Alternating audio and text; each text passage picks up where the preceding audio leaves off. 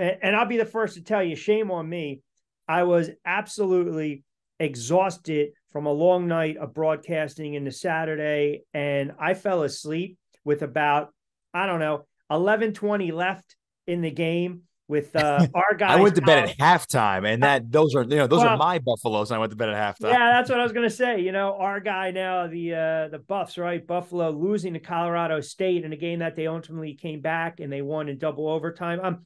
We'll get to the game in a moment, but I think to me the two storylines that stood out, the fact that Colorado State is an extremely undisciplined team when you look at some of the penalties and the flags and the penalty yards. But I want to go back to two plays. I want to go back to Travis Hunter, who I believe it was premeditated, pre-planned. I'm targeting this kid, Henry Blackburn, boom, knocks him out. The kid's going to be out for 3 to 4 weeks. And then I don't hear a lot of people talking about, the kid Kamara, who had an excellent game, headhunting for Sanders in overtime as well, helmet-to-helmet blow. So the play, Blackburn knocking out Hunter, which essentially knocks him out 3 to 4 weeks, it was announced today. So he's going to miss some key games.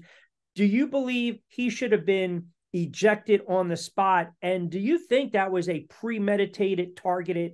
I think it absolutely was. As far as getting ejected right away, I think that there are takes out there that say that would have gotten the game a little bit more under control per se, because you're at least sending the officials are sending a message saying, hey, this will not be tolerated today. The game was getting way too chippy. It was already too chippy before the game even kicked off. So was it premeditated? Only he knows that. So I'm not gonna put words in anybody's mouth or assume anything. In my judgment, in my best judgment, I would Your say it was gut. premeditated, Yeah. because that ball clearly was down. The play was over, and he gave him a huge shoulder and a huge shot to the ribs.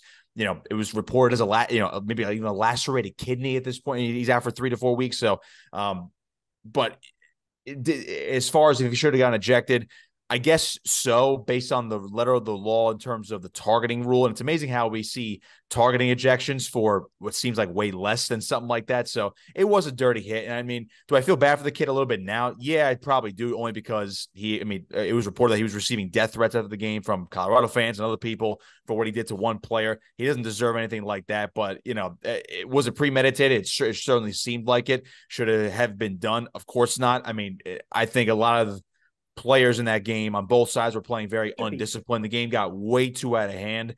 Now, was it pure entertainment and a television show? Of course it was. But if you're the officials, I think at that point you have to make the ejection. You have to make the call. I know he was penalized, but I mean, if you're going to throw people out for far less for some of these targeting calls, you have to make that ejection right there. You have to get the game under control right there.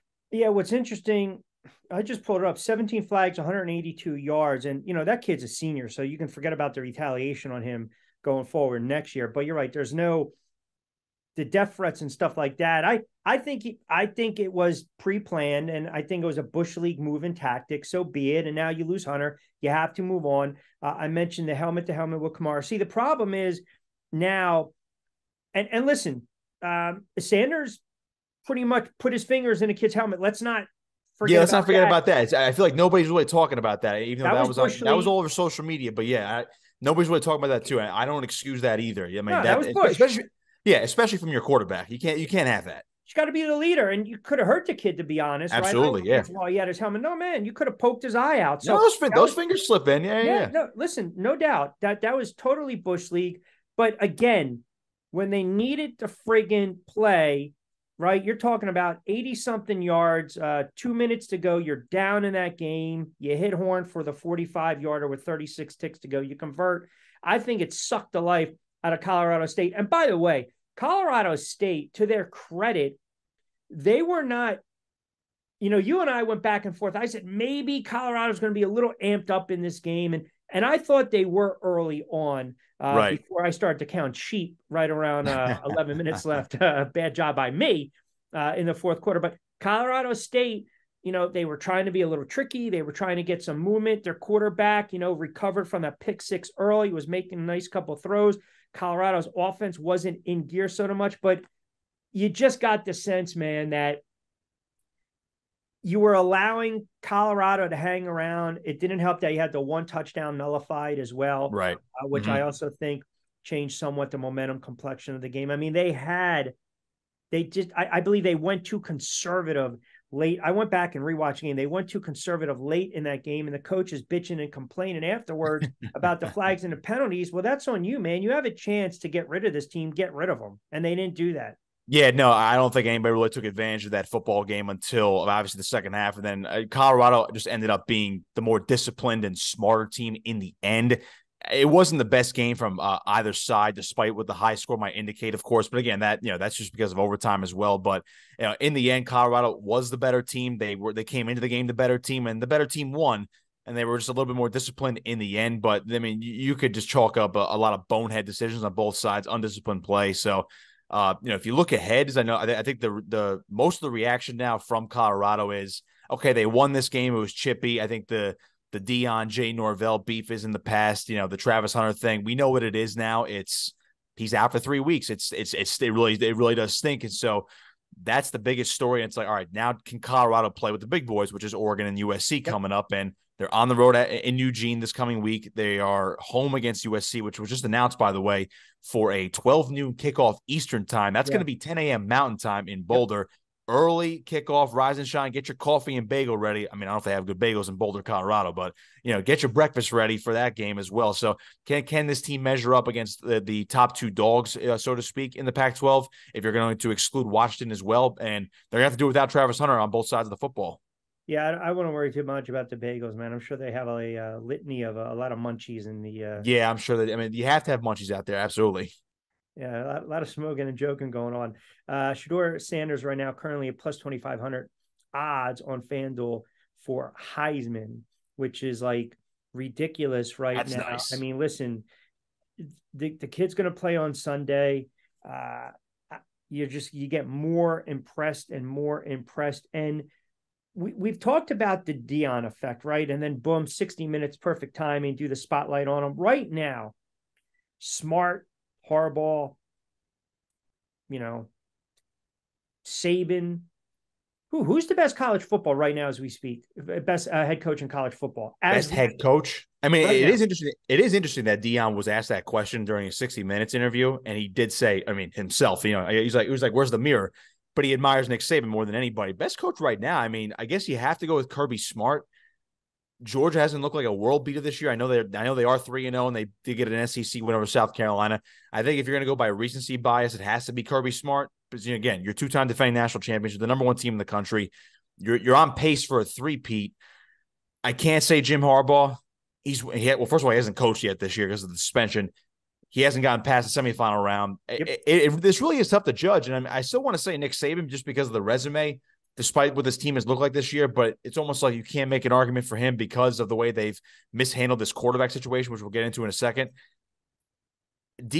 I guess like by immediate impact, you might have to say Deion. Bingo. That's exactly the point I wanted you to bring up. So, pardon me, if you look at the Deion effect, their merchandise has increased 525% since 2001.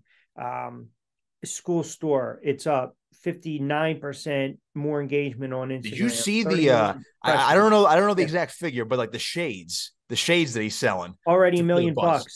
Isn't that amazing? $1 million. Yeah. So I mean, listen,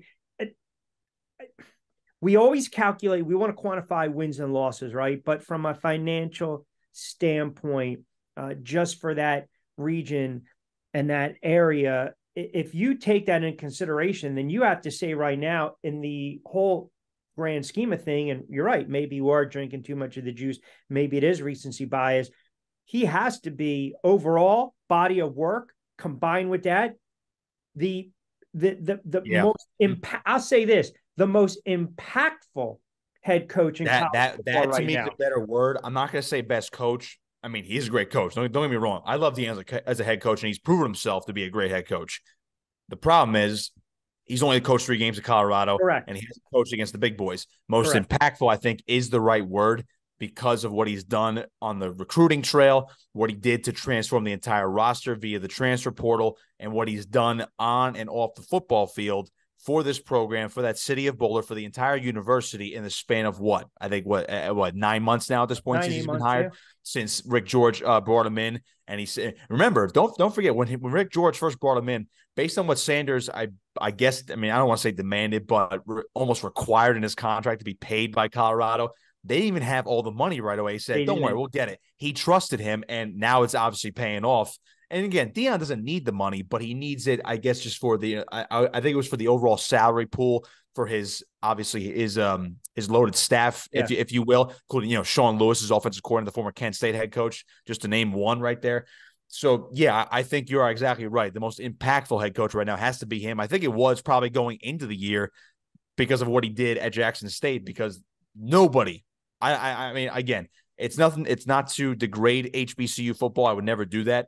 But no one was talking about HBCU football on that type of scale until Deion was the head coach at Jackson State for the past couple of years. No one was paying that much attention to FCS football outside of the fans of those schools and alums of those schools until Deion Sanders was the head coach of Jackson State. Yeah, I mean, listen, we know about the history of the HBCU, and we know about some of the all-time great programs and the head coaches. We know that. You can't dispute that. But again, it's all about credibility and being that face. And then look what he did with Jackson State, and now look what he's doing with Colorado.